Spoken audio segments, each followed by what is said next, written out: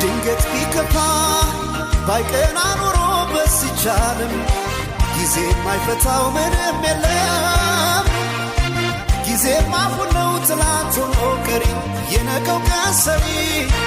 ዓመት ያህላል ቀን የዞረ ዛሬም ራሱ ነገ ነበር የጊዜ ሚዛን አይላወስም ዛሬን የሌለ ለነገ አይደርስም ሳዝናሉን ሳላቅ ማደሬን የኔ ነው በቃ አልሰጥም ዛሬ አይዞህ